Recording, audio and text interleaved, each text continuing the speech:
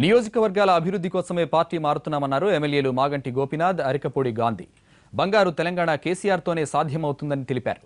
అధికార పార్టీలో ఉంటే ప్రజలకు సేవ చేసే అవకాశం ఎక్కువగా ఉంటుందని చెప్పారు. తెలంగాణ అభివృద్ధి చెందాలన్నా, అదేవిధంగా హైదరాబాద్ సిటీ కూడా అభివృద్ధి చెందాలన్నా మరి మేము గత ఎన్నికల్లో మా పార్టీ తరఫున పోటీ చేసినప్పుడు మరి ప్రజలు హైదరాబాద్ సిటీ, గ్రేటర్ హైదరాబాదు విషయంలో టీఆర్ఎస్కి పట్టం కట్టారు.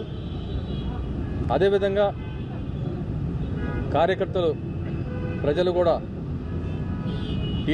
టీఆర్ఎస్ వైపే మొగ్గు చూపారు.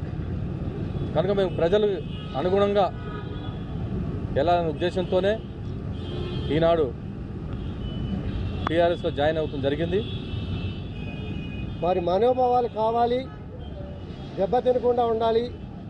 కాన్స్టిట్యున్సీ అభివృద్ధి, మౌలిక వసతులు, ప్రత్యేక పరిస్థితులలో పార్టీ మారాల్సిన పరిస్థితి వచ్చింది. కేసీఆర్ గారు చేస్తున్నటువంటి అభివృద్ధి, ఆయన మాకు ఇచ్చినటువంటి హామీ, మీకు భవిష్యత్తులో కూడా మంచి బ్రహ్మాండమైన కాన్స్టిట్యున్సీగా తీర్చిదిద్దే బాధ్యత, ప్రతి విషయంలో కూడా మీకు సహాయ సహకారాలు అందిస్తాం. ఎటువంటి ఇబ్బంది లేదు. ఎటువంటి పార్టీల్ని విమర్శించుకోవడానికి మనం పార్టీలు మారట్లేదు.